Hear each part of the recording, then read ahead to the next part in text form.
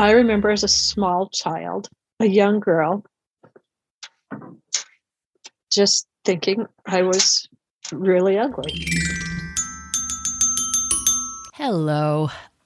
Welcome to the Fuck Suffering podcast. I'm your hostess, Ray Hance, and in today's episode, I'm kind of a salty bitch. I've actually since apologized to this week's guest because I pushed her harder than I should have.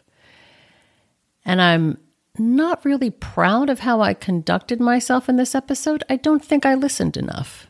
I don't think I stepped back when it was time to step back. I think I actually continued stepping forward. So I almost didn't post this one, but, you know, self-compassion is king in my world. And I think what was so challenging for me here is also something in my own practice that is challenging. It's where I get hard on myself. If I'm holding on to an old story that isn't really all that true, but it does help me to stay in a place, even if I'm not comfortable in that place, even if I say I want to get out of that place, I have enough evidence that I've collected over the years to keep me in that place.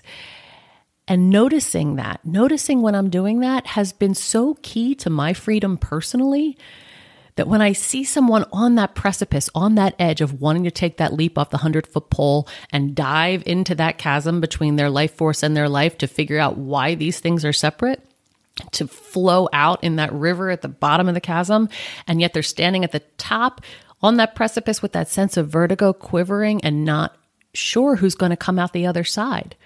And that's fair because we never do know who will come out the other side. We do know we'll come out different, maybe with different relationships, different jobs, a whole different identity in some cases. That was the true in my case. So I respect that fear, but it's like that last step. And what is our guest's question for the I Ching this week? Where is my courage? How are you on this fine day?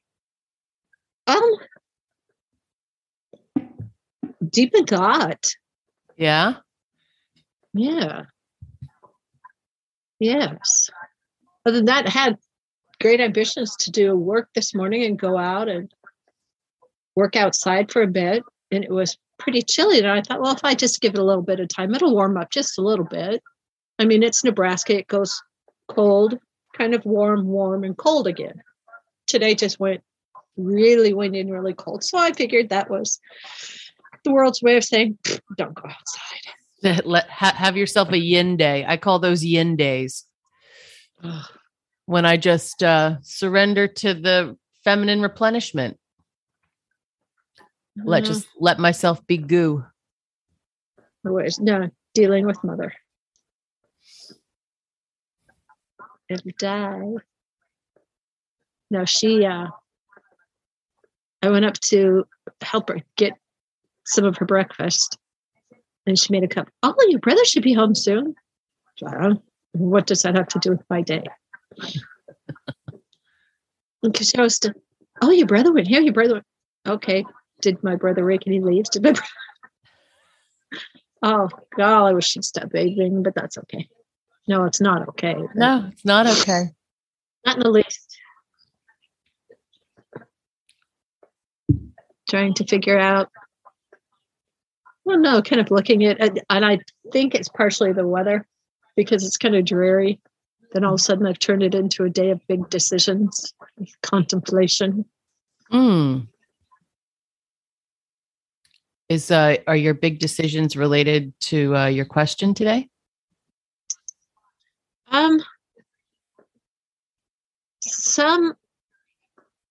Yeah, I have two, and one of them, I used to love being in the dark. I loved being outside in the dark. I could walk. There's a place called Wilderness Park in Lincoln. and it's basically untouched. There are some trails, sort of, and there's some open areas. My son used to go to camp there. They had this awful little building that somebody set on fire. We're pretty sure they did it on purpose because they didn't want to, people in town didn't want to use the park anymore for that purpose. And I kind of liked being a little scared. I didn't think anything was going to happen out there. And so it wasn't a true fear, but you know how it just heightens everything? Mm-hmm. And I could walk in the dark and it didn't bother me and all these things. And now obviously being inside doesn't scare me. And in the backyard that's fenced, but I'm not even comfortable taking the trash can down or the recycling down when it's dark. And I was trying to figure that out when it started. And I'm wondering, and I've talked to you before about, I always felt so safe with my dad. There was just something about him being in the world. Mm. And could that fear manifest from the loss of my father? I lost that safety. I lost my rock. And somehow the dark that maybe should have been scary, that wasn't scary, now has become scary. Could those two things be connected? What do you think? I think, yeah. It kind of tells me a few things. Perhaps I should have grown up a little bit more. Is that what it means? Or I don't know. I don't know. What I hear in that is that that your dad gave you the great gift of knowing that safety in your body. Yeah. And that you can return to that. That wasn't actually about him, that was a gift that he gave you. And now I just have to figure out how to do it on my own. What is there to figure out? How to get back to that place. It didn't go away. Didn't go anywhere. How? You did in your mind. But now I have to get out of that space. And those are the things that I have problems with. I can figure out some things. I just can't figure out how to. What is figuring out, and what is there to fix? What do you think is broken? What's broken? That feeling of safety and security is gone. I think that I always placed, and regardless of how old I was, mm-hmm. I could have my own house and I could do all of these things on my own, but knowing that he was there, mm-hmm. there was just a safety and a security. So sometimes you had your own house, right? Yeah. And so he was not physically there. No. And you still felt safe. Yes. Just knowing he was in this physical world. And I firmly believe that he's with me mm-hmm. in a way, but there was something about just knowing. So was that a presence, a physical presence really, or was that a thought? It was the thought of knowing that his physical presence could be there if I needed him. Was it a dependency? In a way? Was it emotional immaturity that? Why would you beat yourself up about feeling safe? It's that did I not? Why was I not making myself feel safe? Why was I? Because you had someone there who loved you to help you do that. There's nothing wrong with that. How do I do it myself? You allow it. That's what I can't figure out. Because there's nothing to figure out. But I can do a lot of things mentally. Well, mentally, can't. I know this is what I need to do. No, but it's that opening. You can't do this mentally. You I can't know. do this It's mentally. that opening up to the vulnerability. I've been working on that lately, and holy buckets. There's a lot under there. I'm not the most trusting person, and that's putting it lightly. Mm-hmm. And there's just cause for that. And in all of Well, this, hang on. There was just cause for that. You said there is just cause for that. But there was just cause for that. Oh, I was on a phone call with this group last night, and for the first time I opened up about anything, this gal texted or messaged the other woman, well, that's stupid. Because all of a sudden the woman commented, she said, no, to the name, that's not stupid.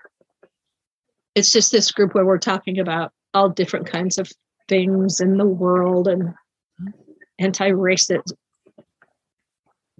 One of the organizations I belong to, where all of a sudden the women or the people just kind of, in learning about society and different things that we can do to help these things, maybe we need to open up about where we are.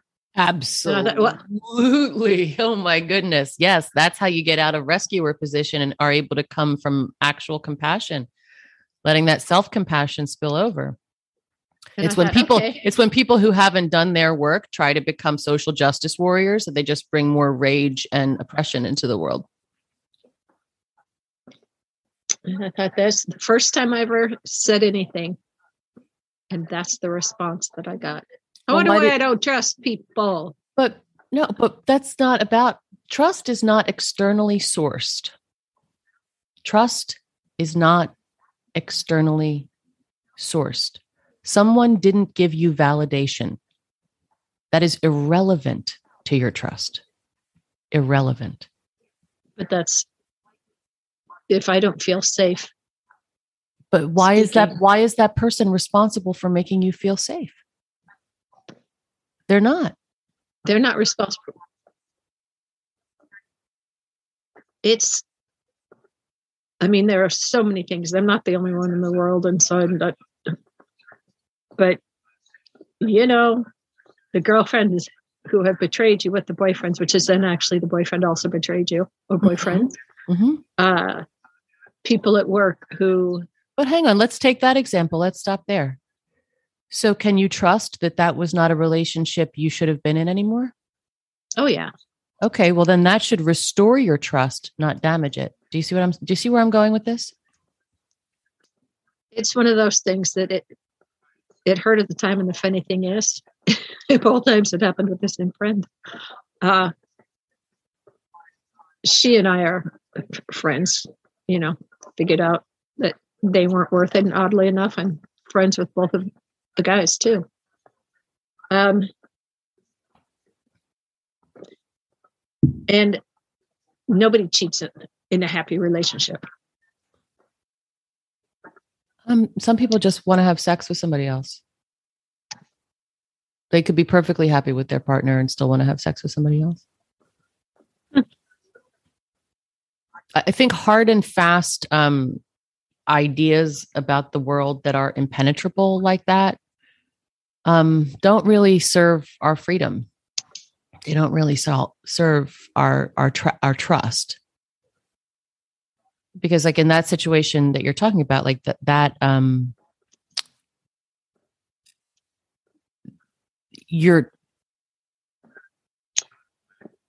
it's not all just cut and dry.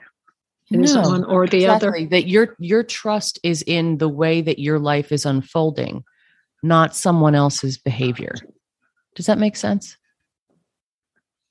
So why would you allow this woman who you don't know what kind of day she's having? So she made a comment about something you said that you might want to set a boundary with that person and share with her less, but your trust is your own. So your mother says something about your brother coming home soon or making him seem better or like she likes him more. That your trust is still your trust in that situation. You might want to set a boundary with her or say something or have an uncomfortable conversation or say, I'm not really interested in hearing about my brother right now. Thank you so much. You know, it's really interesting to try and do that with her, and I have for a few years. She turns around years. And well, then that's not a boundary. She just cuts. She won't though. That's the okay. Then she turns around and I just say I've got to go. Yeah, and can go. She'll turn around and say something really snotty or very belittling about me. That's who she is. So that's for you to go. Then you can go. Until I have to come back again. Why do you have to come back again? Because I take care of her. I cook and you don't have to. I cook and clean. I think there's a piece in here where you it's like you want to have your power, but you don't want to be responsible for it yet. And for metabolizing the disapproval that might come with it, and for the discomfort, for the change, that there's some risk. There's risk and responsibility involved with stepping into what I can feel you yearning for. So I want to clarify a little bit like what your question is, because there's something under here around like what your perception is of what you have to lose by setting boundaries. Well, the first question really was was about loss and how loss can manifest itself in so many different ways. And that I was finally associating the darkness and fear of darkness with the loss of my father. But part of me feels like I've made that connection and maybe it's true, and I might just take a walk in the neighborhood in the dark and see what happens. That would definitely be my suggestion. It's a safe neighborhood. I'll be fine. So that's another thing. Right. There are no boogeymen out here. And to really feel the sensations in your body as you do that, as you walk along, and how it feels, and how it feels to release that fear in your body. To feel those sensations moving through you, and learning to trust that they release when you allow them.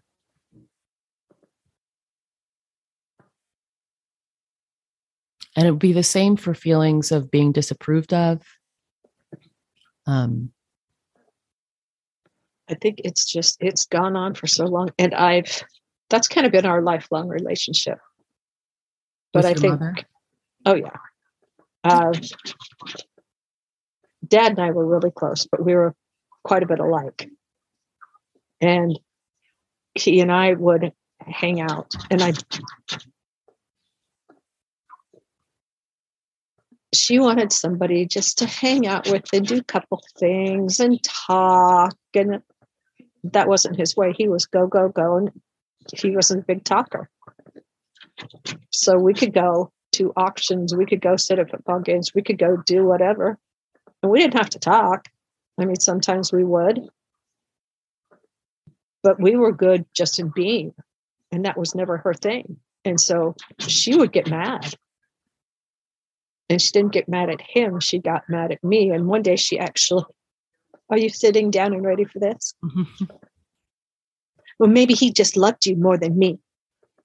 Well, maybe that came out of my mother's mouth. Maybe he did. In a different way. He loved her so much. He put up with it. Just in a different way. Putting up with is not loving. And that's interesting that you're bringing that up, because that's very much what your relationship with your mom sounds like now. It is. Like there's a lot more resentment than love that I hear. And I'm wondering, like, what does it possibly serve?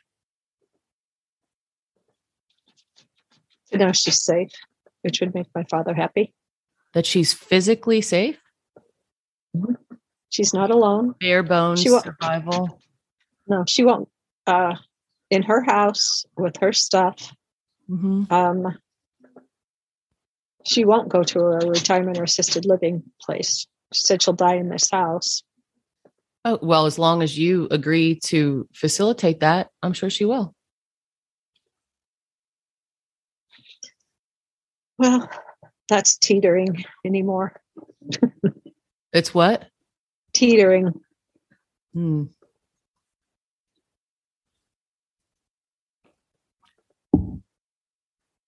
It's trying to find, I don't know, where in the heck is my courage? Why don't we ask that? That sounds like the heart question here.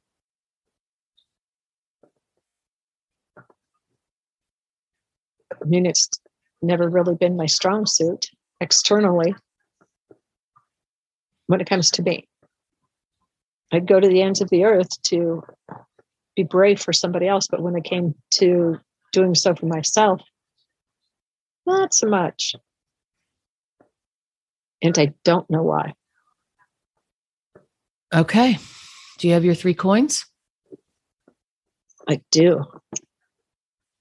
Shows them specifically. Good. All right. So feel your question in your hands. This question of where is my courage? Where is my courage? And you're going to throw all 3 coins 6 times. And you're going to tell me each time you throw them, how many heads and how many tails. Okay. So you have hexagram 3, birth, enveloped in hexagram 8, belonging. So I'm going to read a little bit of these to you and just see what lands. Just close your eyes and listen and see what, how this feels to you. Birth. So where is my courage? 3, birth. Not only has a child been born, but a mother has been made. Mazel tov. Welcome to suffering. You're not a fetus anymore, baby. What's your name? Do you know it yet? If not, that's okay. You'll learn it. There's a lot of new stuff coming at you. The masculine hexagram 1 and feminine hexagram 2 came together and a new life emerged, hexagram 3. Surprise! With a new being comes a new set of causes and conditions primed for struggle. Congratulations. Everything is fresh and new, but shit is getting real.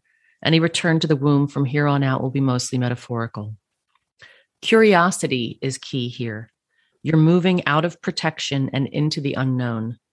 I hope you enjoyed your buffer time in the womb. Don't forget what that felt like. If you remain curious, difficulties will be bearable, even interesting. There's no defense. You're vulnerable. Embrace the tender danger of vulnerability rather than suiting up in a protective covering. It's hard to be touched at your core through such a costume.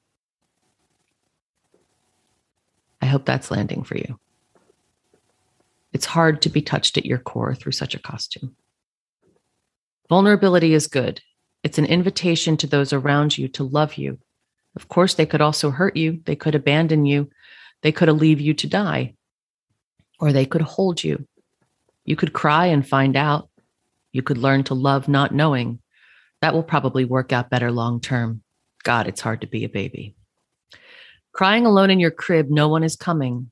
Cry harder. Sometimes they come when you want and sometimes they don't. This can be difficult to understand. Sometimes there is no deeper contentment than lying alone in your crib staring at the lazy meanderings of a mobile. Enjoy this.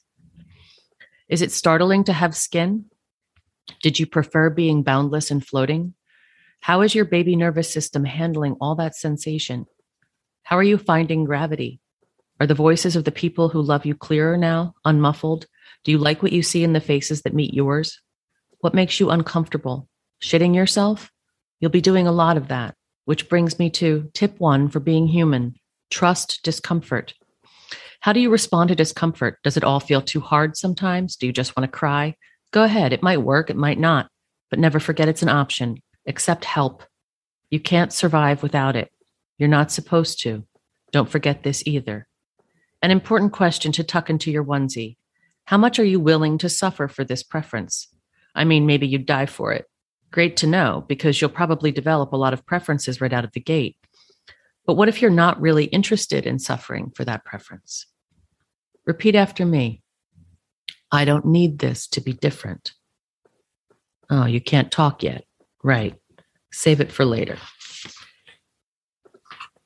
Don't forget floating anyway, or shared heartbeats, or when you discovered your hands. Maintain surprise. A good thing about being new is that you don't have many appointments yet. There's nowhere to go, nothing to do, and so you are free to be moved, to receive, to be loved, not for what you do, but simply who you are, you adorable blob. Do you remember who you were before you were born? You still do, don't you? Don't forget. Put things together, but don't bind them. Allow sets to dissolve and reconfigure. Nothing is solid right now, not even your skull. So you have a changing line at line 1 here, which is what connects hexagram 3, birth, to hexagram 8, belonging.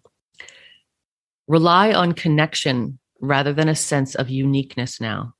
Sure, we're all special, so it's not really that special.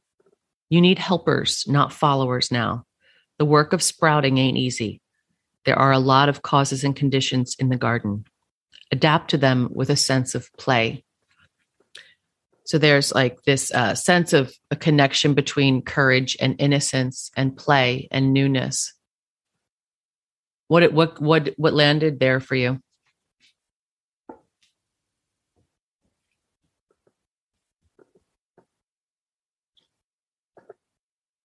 Innocence. A lot of it, and when you're reading that, it brought me back to my earlier childhood and just some of the things that I'm remembering. And some of it makes me really sad. I even remember as who at 4 years old thinks they're ugly? I remember as a small child, a young girl, just thinking I was really ugly. Is that one of your earliest memories? That's really young. Yeah, it is. Through this whole time, and I'm sure the pixie haircut and losing teeth at the same time didn't do me a lot of good. That's part of the life cycle. Mm-hmm. All the kids were losing teeth. Not with a pixie haircut. No, my mom took the sister that is just my senior and me into a beauty shop for the first time. And we both had a little bit longer hair, and we were both going to get our hair cut. When we left, I had a pixie, which was an atrocity. And she had this beautiful, curled, fun hairstyle is what they did for her. Did you say anything then? Mm-hmm. I cried. I remember crying. But did you ask for a haircut when you went in? No, that was, when you're 4 years old. You were just 4 years old? 4 or 5. Probably 5. Yeah.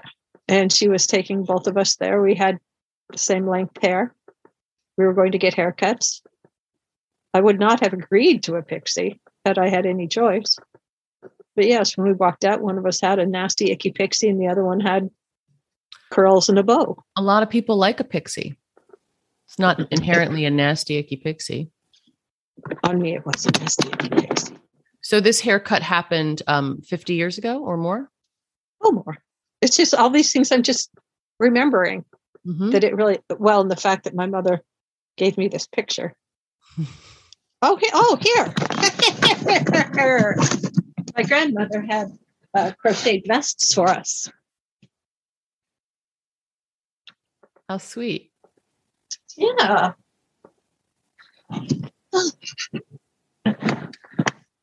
Are you ready? One of us got a pixie and one of us got curls.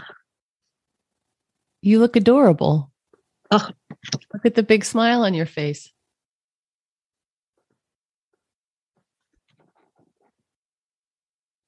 Do you see the big smile on your face? and it's funny to look at that face. I don't even recognize it. And yet I don't think we took a lot of pictures back in those times. But there's a huge smile on your face that looks genuine. Doesn't look like a fake smile. Do you think it looks like a fake smile? No. So could it be that the way you have come to carry this story is different from what happened in the moment?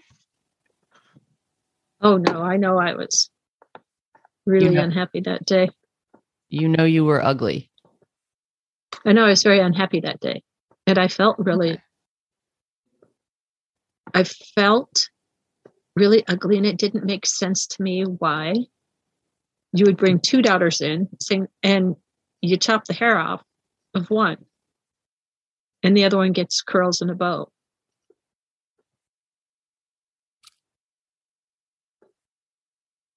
My hair's my hair's been always, as far as I can remember, my security blanket.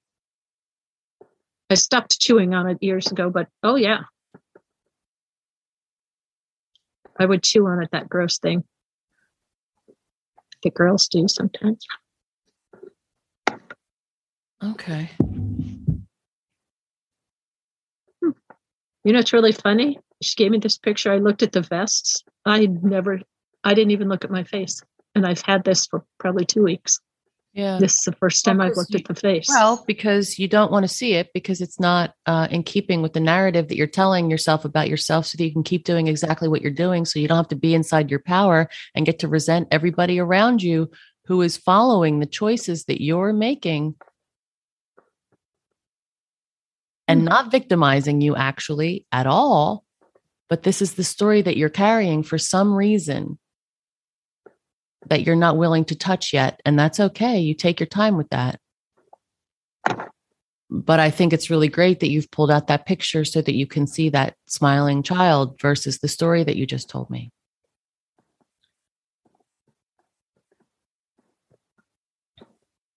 Again, one of those things. I know I was incredibly unhappy when it happened, but obviously I got over it. And are you sure? Are you sure you were incredibly unhappy? Because you have photographic evidence that speaks to a totally different story.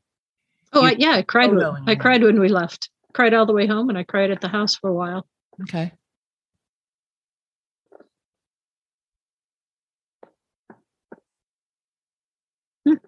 My mom gave me a Darcy Hamill haircut because she was tired of brushing my hair when I was 7. It was awful. I don't. Was that when it was on trend? Yeah, I have definitely forgiven her for that. The haircut, Mary. I know. It's a fucking haircut. Everything, I don't know.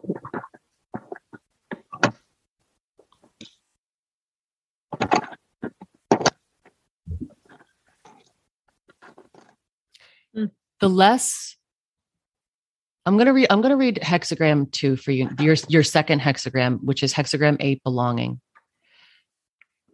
And I can see why this is coming up with where is your courage, because once we open to belonging and we allow ourselves to be seen, some of these things that we've been carrying and spinning and turning and knotting in our psyches for years and years and years, when we actually open to belonging, which is partly why I like teaching in groups, is that we see the things that come out in other people and we're like, oh man, wow, you've been carrying the wounding from that, and like the low self-esteem or like the lack of self-compassion or the resentment or blame toward your mom for giving you the pixie, for all this time. And when we see those things in each other, when we restore ourselves to that innate sense of belonging, we can start to put those things into some perspective that running them in our heads does not provide.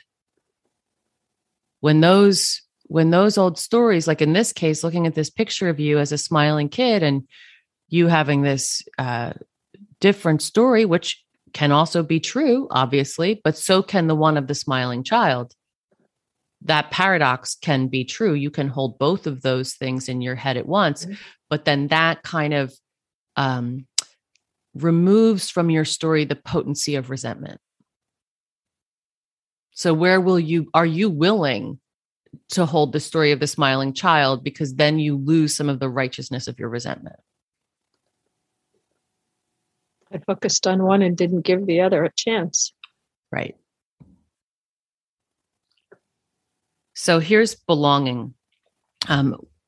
This is trigram water over trigram of earth. We discover ourselves in relationship with another. Remember who you are and become just that. That's how you belong. Softening after the rigorous service of adulting, hexagram 7, more intimate alliances form. We find those who we are resonant with. We hum in accord. When we listen, it's clear. When we know, we know. If we sit arms crossed in the prove it position, manipulating others into convincing us it's safe to open, we will miss the sense of belonging completely. And I want you to think about that in terms of the meeting last night and one person making a comment and you allowing that to return you to blame and resentment and shut down your system and take away your power, handing over your power via resentment to another is poison. Surrender invites trust. Self-abandonment rejects it. When you trust yourself first, both boundaries and belonging develop with ease. Belonging is not created, but discovered. We discover belonging not by pleasing others, but by being utterly ourselves. These are sometimes the same, but often not. We are defined in relationship. We emerge from relationship. Belonging is where we first sniff a hint that we are swimming in the ecology of erotic emergence. Belonging is erotic even when the relationship is platonic. Greed and grabbing thwart belonging. We can't talk ourselves into belonging any more than we can use another as putty to fill a hole inside of us. Begging and borrowing are not belonging. We yearn to belong before we even belong to ourselves. This union clarifies your inner disunion, the unmet parts of you, the parts you deny. No one else can unify them for you. You can't hide and then blame another for not seeing. I'm gonna repeat that one for you. You can't hide and then blame another for not seeing. You didn't mention you were playing that game. No one else can make you whole. You are already whole. In belonging, we are testing the external waters to see who we are and who we are not. By rubbing against others, we find out where our skin is. What are you seeing in the mirror another is so generously and steadily holding for you? What are you still unwilling to see? Why? What needs to shift? Where are you still grabbing instead of receiving? Are you sincerely entwining or performing relationship? And definitely think about that in terms of both your mother and your brother. Are you willing to be responsible for belonging? Can you show up for it wholeheartedly and fully embodied? Do you have it in you to facilitate a sense of belonging among seemingly disparate beings? Can you consciously contain multitudes? Can you let go of safety and rise in intimacy? Can you belong to the whole wide world? Do you understand that separation is fiction? If not, ask the oracle what's in your way. Most of the time, it's you. So in light of that, where is your courage?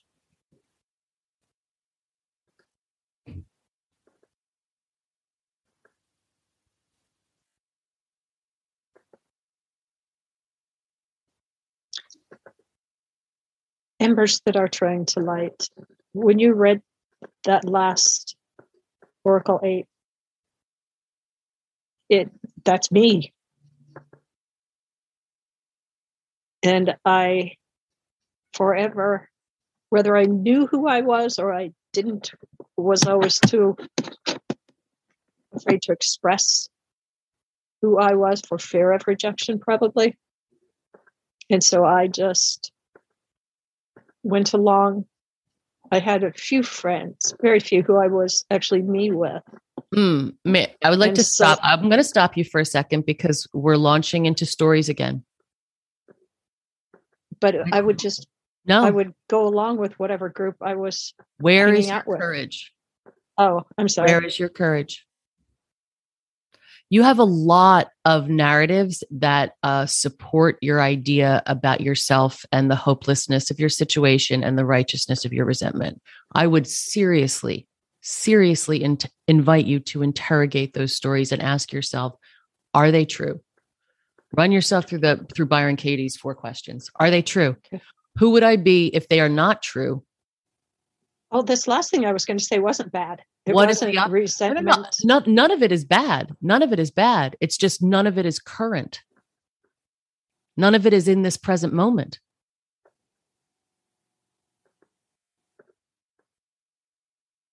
I actually have some people in my life now who I am me around. And so I do belong in these places with these separate areas. How are the areas separate? Oh, they don't know each other. It's just friendships formed through different places. Okay, but you're a link, so they're not really separate. Yeah. So what? I am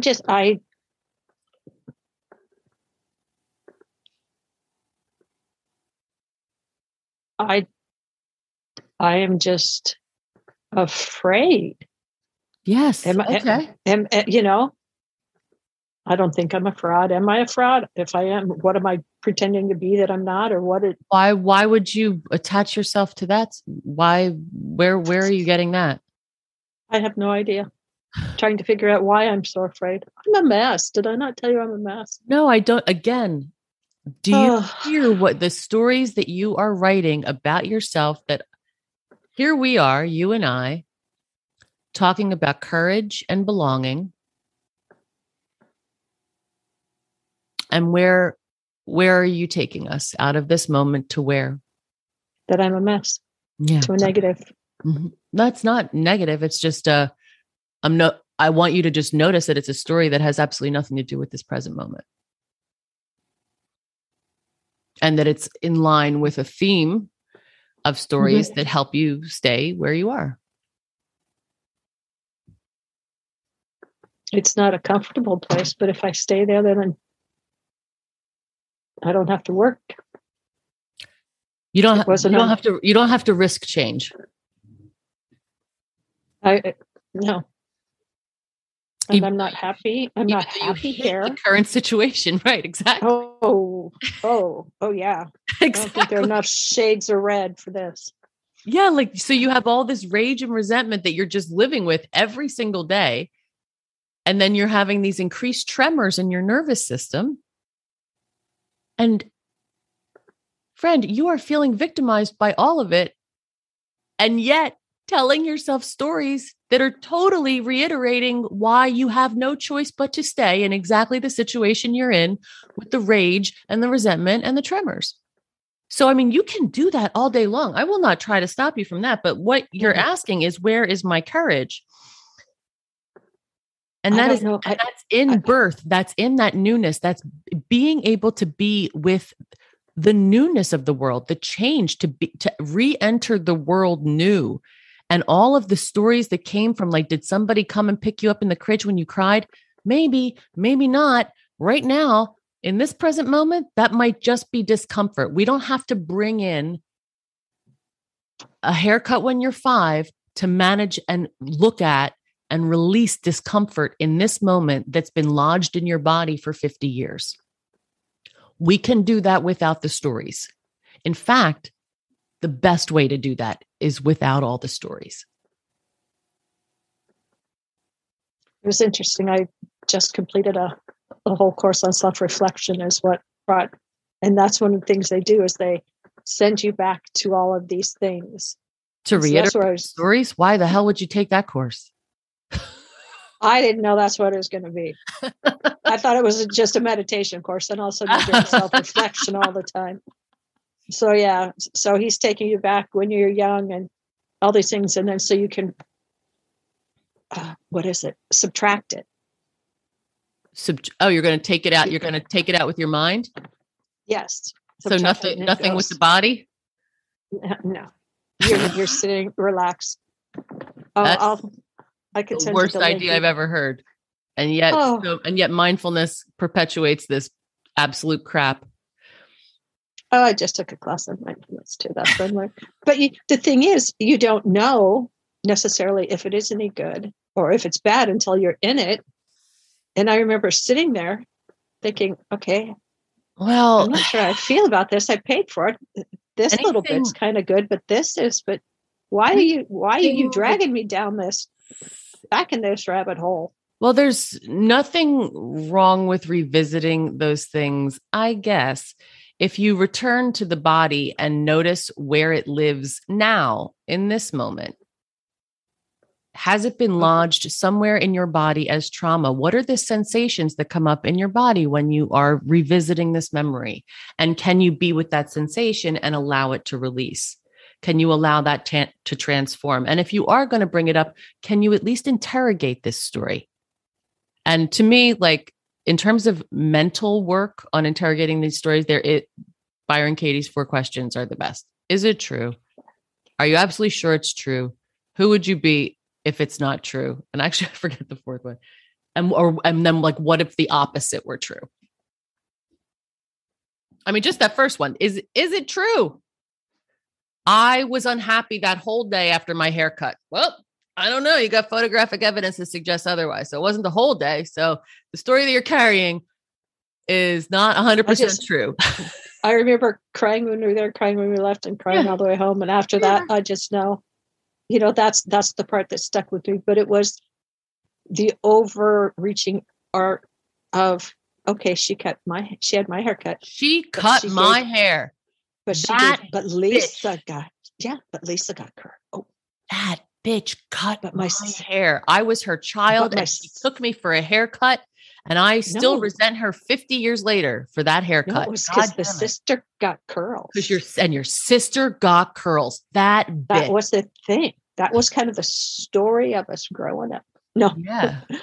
And then, so that's she's the pretty one and I'm the smart one. And I hate everybody because that's not what the identity that I would like to put on myself.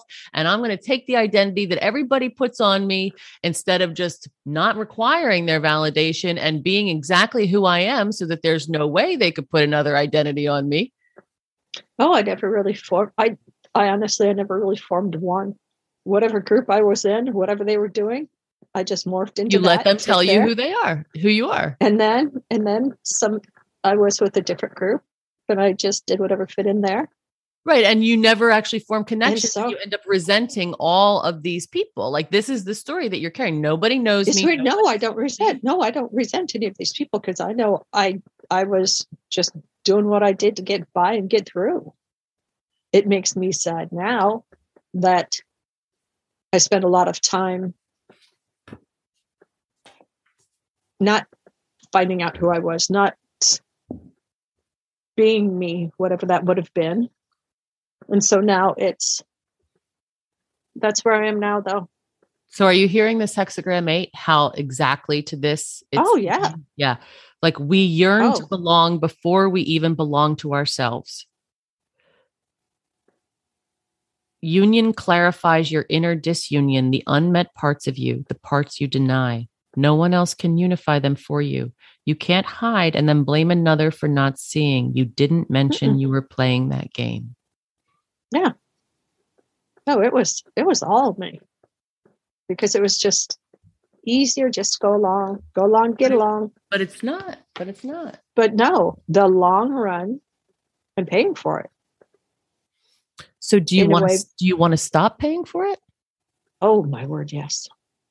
Okay, so which story, what are you prepared to release? The living situation? I would have to quit a job that I have that I really like, because it's contract. And nobody likes to rent. So that's a no. Well, okay, no, that's what are you? That's where I'm sitting. That's one of the things I was looking at today, trying to figure out who I would give this portion to and who I can give that to settle it.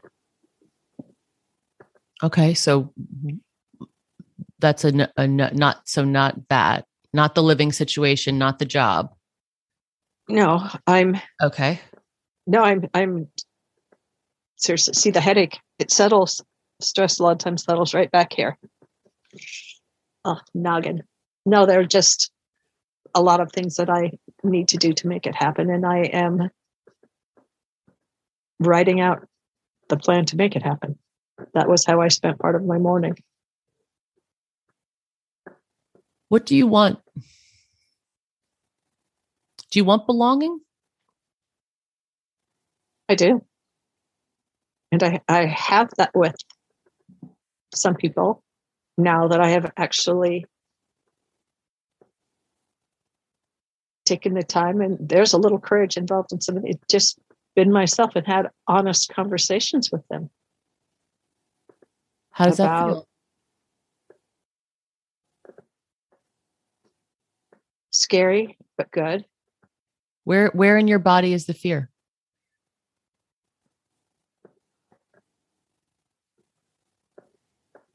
Almost everywhere. And it feels in my arms almost like water is rushing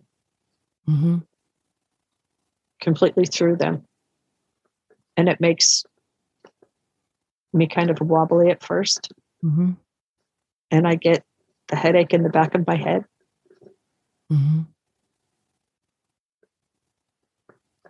But I want to, I'm just going to laugh and use the word self-actualize. But I want to be me. I want to find me. I want to be able to express me in every step that is along the way. Okay, then do it right now. What does that look like? See, what is that right now? Because it's not something to find, right? It's already here. It's not out there. It's something you can find. I just have to be willing to be it. Exactly. Yay! These things that I know. Your belonging is already innate. You already belong. You already have been, that birth has already happened. You've already been through all of those things. And now you are here like anew and fresh and belonging. And all of that has always been here. It's like, what is impeding your innocence? What is what are these needs and pulls that you have now that are no longer really required? Where do you still have a child's needs to be, of the things that are there, like where are the child's needs still unmet, and where are they haunting you and keeping you from belonging and your full expression now? I'm going to say like comfort. And when you were asking that question, the thing that came to mind was hugs. Yeah. Was that physical? Absolutely. Yeah. Yeah. A hug. My son and I sometimes will dance. We've done that since he was little. Every now and then just stop and have a dance. Oh, that's so a 30-second conversation. But those, I think that's the thing that is missing the most. And that, with a lot of friendships, you don't get that. Do you feel comfortable opening to that? Do you feel comfortable asking for it? Like saying, I'd love a hug. You want a hug? I do. Oddly. Good. I would say probably with two of my friends for years, that would have been okay forever.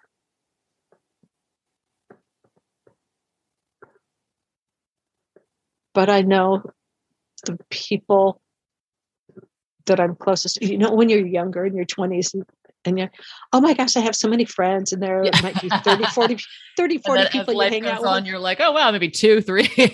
Yeah. Yeah. My acquaintances or my people I hung out with were kind of casual friends, but now I have true dear friends. Ride or dies. Yeah, exactly. Yeah. And it's good to know. And with that question, I think I could ask any of them and they would be like, well, yeah. Yeah. And like, this is what I'm getting at with you is just like showing yourself reveals belonging.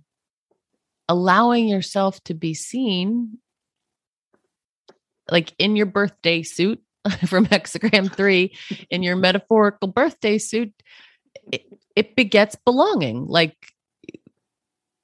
vulnerability begets belonging. And it also like, it allows you when you're in your full trust and not counting on grabbing at other people for that validation to give you a sense of identity, when you're just in that full trust in your body, not like all the stories polluting the field, you can feel when something is unsafe and you can step away from that situation that feels dead and toward what's fully alive. So you're not relying on somebody else to make you feel safe. Like this lady's comment the other day, like, who cares? You don't know what kind of day she's having. Like her, husband could be like fucking the babysitter for all you know, and she just like needed to vent a little bit. So instead of allowing that to shut you down, let it just move you away. So maybe you don't share confidence with that lady again, but you still show up to that group just as you are. The more you show up, the more you will see where you're received and where you're not. And you can make good choices about where your boundaries are and where you're following belonging, where you can follow that resonance of the yes, instead of thinking that every no will just turn you in on yourself like an ingrown hair. Every no does not have to turn you in on yourself. Respecting other people's boundaries is sometimes the better part of holding them. I give away my power, don't I? Oh, girl, this is what I'm trying to tell you. Like I formed that in kind of a nice little, see, even that I did it in a pleasing way. I kind of do this. And I'm like I'm pushing on you. I'm pushing you on you a little bit today because we've met a few times and this is not our first time, our first rodeo. And so I'm seeing like a lot of the things are not like you're saying you want them to shift, but they're not shifting. And more stories that justify why they're not shifting come out every time I encounter you again. And so I think it's really time to like maybe hit it with those Byron Katie questions. Is this true? I spent a lot of time since we started talking, thinking and watching my behaviors. Because I can watch myself. And it's bringing up so many questions. Like and what? But I've become frantic sometimes. I mean, just honest to goodness gracious, frantic. All of a sudden stuff just floods in. Well, but uncontrollably and trying to get the brakes and be like, okay. But you're trying to put the brakes, you're trying to put the mental brakes on instead of dropping into your body. And so trying to put the mental brakes on doesn't work. It just creates more mental chaos, more thoughts, more flooding. If you drop into your body, you're able to put the brakes on. You're able to ground. Okay. Was to be able to get just, instead of whole dam crashing down, let's open the floodgate a little at a time. Titrating. Yes. Get comfortable. I 100% support that. That's the way to build that nervous system capacity. But unless you're in your body, you're not going to build that capacity. You're just going to devolve into a form of mind control. And that's not going to help you here. Trying to enact mind control is not going to help you. That's not titration. Titration to build your nervous system capacity happens in your body, in your body, in your body. So is this when we want to stop and do the grounding work? Yes. Yeah. Okay. And I have been. Like literally doing some of that. Good, good. Literally sitting on the ground, literally lying on the ground without a blanket for 5 minutes with a longer out breath than in breath, just to feel yourself held by that ground that is teeming with life, letting the spider itch your leg, feeling the blade of grass against your calf, that stuff. No spiders? No, I'll take a bee. Hard no on spiders. Hard no. Hard no on spiders. All right. No. Oh. No, there was the first apartment I moved into by myself. A friend of mine who grew up out on a farm near a small town lived about 4 blocks away. And in my kitchen, there was a single web that went from the upper cabinets down to my toaster and back up. I wouldn't even make toast. My friend had to come over and get rid of it for me. Well, what? I was 23. Then let's add that. Let's add that with your fear of the dark. Oh, spiders can stay. Okay. All right. Spiders can stay. Yeah. It's kind of like I'll learn to do a lot of things in my car. I'm not going to learn to change the oil. I like a lot of other bugs, but spiders stay out. That's fair. Yeah. There's some things I'm not going to learn either. Most of them have to do with my car. So you're going to go for a walk in the dark? I am. I'm sorry. What were you going to say? That laying on the ground. Yeah. I used to do that just relax, and I've got a bad back. So just to stretch my back, but I've never thought about or not see everything, but just how it feels. And, you notice the pressure of what's feeling more of it at first until you just lay down into it. And I didn't want to get up the first time. I don't want to get up the second time. I don't really want to get up when I'm there. I know I have to. So I have other things to do. So stay. Okay. Well, consider an hour then. Schedule it. I mean, I start people with 5 minutes just because it's hard to get people to do that for 5 minutes. Do you know what phase the moon is in right now? I do. Okay. What phase is the moon? What phase? No, I'm not going to tell you. You got to look. I'll look. You got to look. I will. And my book is on order also. I got it. Amazon and I have been in a fight for years. Well, it's about the knowing what phase the moon is in. These things are laying on the ground. Like, it seems silly, but it's just restoring your sense of belonging. Like, you belong to the world. And when you get caught in your mind and start moving to and from mind exclusively, you start to believe that time is scarce. You start to believe all kinds of things that are not true and that make you feel doomed. Because you have turned away from life itself, and then wonder why you feel dead inside. Well, because you turned away from life itself. Yeah, lots of scheduling. Yeah. Between the lawn and the. How are your tremors? Actually, well, this arm, but that shoulder's messy. You look pretty good right now. It looks good. Yeah. Good. Yeah. Yeah. If I hold my arms up, then for a while, they start to kind of blah, blah, blah, blah. Yeah. You've got this. It's that I have to. It just is. Do you want get it out? Yes.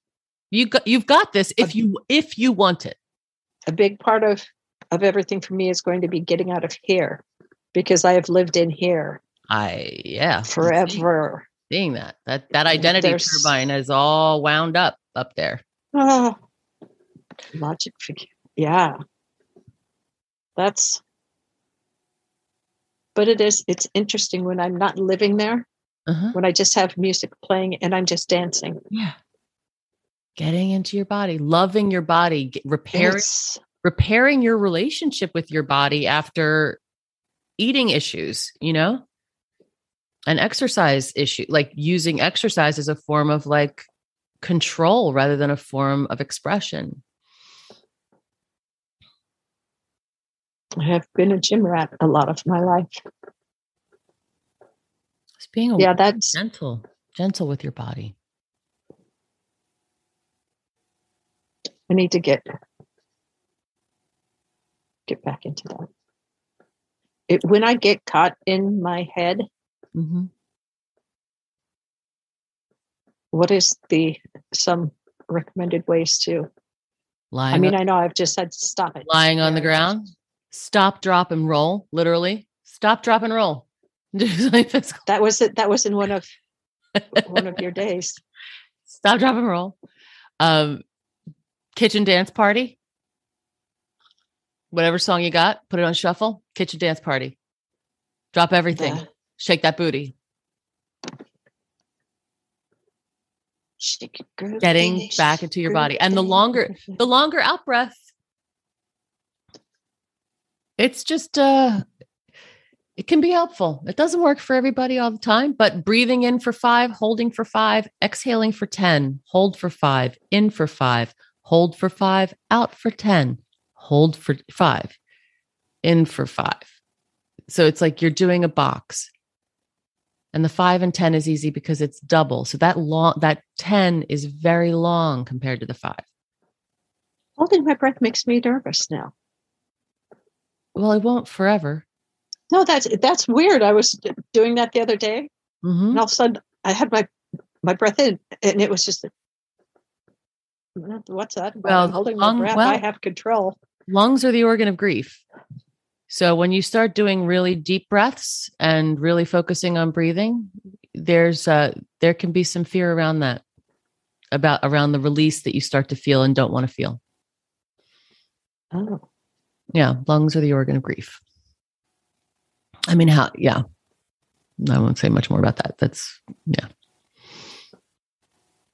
So a lot of people, like when I do breath work in groups, a lot of people are really resistant to the breath work because of, that's part of why it's so potent, is that it will start to release some of that grief in the body. So people will often like cry or just have some feeling of like, wow, I don't even know what this thing is that's coming up, but I'm feeling like a major release. I think it's great. Like I find it really beneficial to not have necessarily images or stories that come up with the energy. Just allow the energy to do its thing.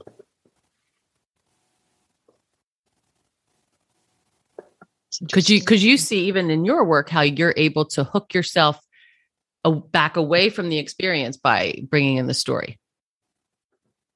Like you're almost like you're feeling something, and you go through the card catalog and are like, okay, nope, I got that story to go with this feeling. And so now I'm going to go back up to my head with this story instead of actually having the feeling in my body.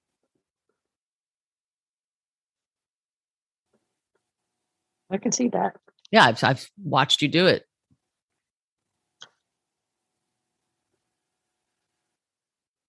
Not too shabby at it. No, you're great at it. It's like second nature.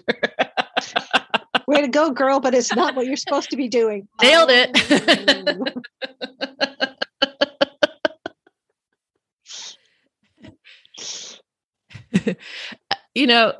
But yeah, see, now in learning that, I will be able to, now I'm made aware.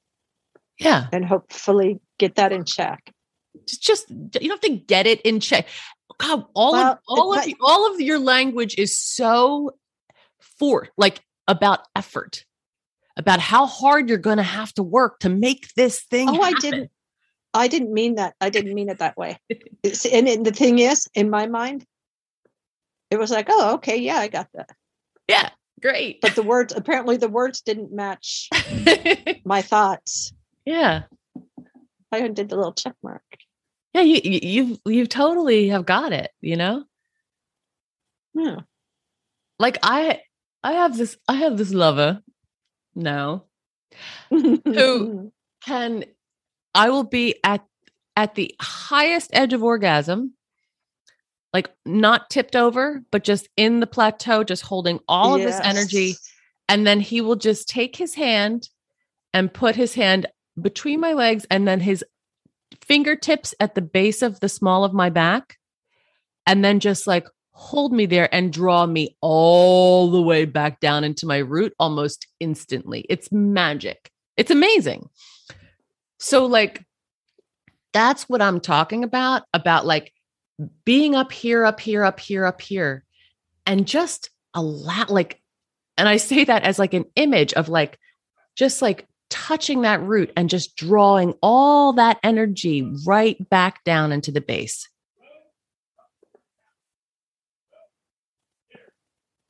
I have to figure out what my base is. I was trying to do that the other day after talking with you last week. It's usually in your taint your butthole, taint your pussy. It's right there. Tis your root. Taint your butthole, taint your pussy, tis your root. I just kept laughing, even doing this squatting down like you should. And I would be focused on it, and then all of a sudden, like a little girl, start giggling. Great. Because laughter invigorates the root too. Feeling that belly laugh, like you'll definitely hit your root there. Oh God. That if anybody asked me why I was laughing, okay, here's what it is. Or I could have just said, taint none of your business. I don't know. Taint your business.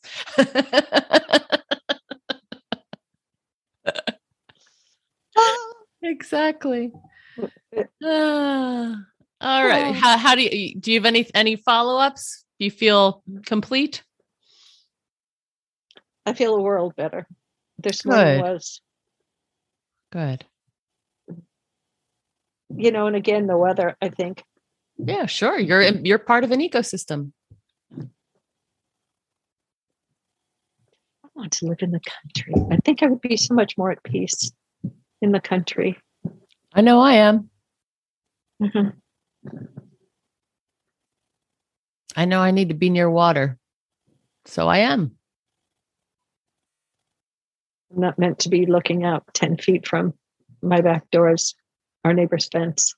And we're accidental voyeurs because they're windows. If you're on the deck and you just stand on the deck and you look back, you're looking in their windows. Let the dog out at night. I can tell you what time they get up in the morning and what light they turn on for it. And it's like, I don't want that. Well, that's also belonging. And that's what is now. So if it's not what you want, have something else. But for now, it's what is. I'm not going to change my ways. I still go to the door in my undies. In my knickers. It's like, y'all have your own houses if you haven't seen a woman in undies yet. We got problems.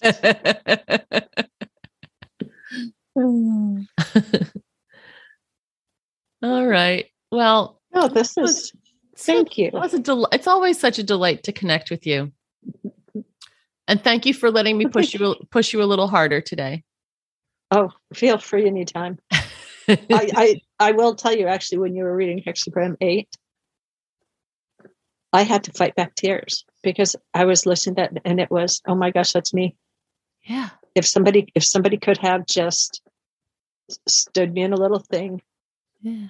Gone, okay. Because you're asking, where's your courage? Where's your courage? It's under all that. In that. But it's already there. You don't have to go find it. It's right there. It's always been there. It's always available to you and always has been. I just need to tap into it a little harder. Oh, yeah. Hi. All right. You have a beautiful night. It was so nice to see you. So good to see you too. Thank you so much. No problem. I'll see you later. Bye. Thank you so much for joining for the Fuck Suffering with me, Ray Hance podcast today. I hope you enjoyed yourself. If you would like a personal reading like I do for people on the podcast, come to reihance.com, REIHANCE.com, and go to the Oracle of Emergence page. If you'd like the book I use on this podcast, it's called Oracle of Emergence, an evolutionary I Ching, and that's available on Amazon. If you're interested in a one-on-one session, pocket coaching, one of my fuck suffering practice groups, or a one-day boundaries and belonging session, you can also come to the website. You can find me on Instagram, you can find me on the Facebook, and you can find me on my YouTube channel. I'm really all over the place these days. It's my great pleasure to introduce people to the I Ching. And I hope you develop your own relationship with it. And I hope you come back and listen again and subscribe, rate, and review so that this baby podcast can find its way in the world. Thank you so much for listening. See you next week.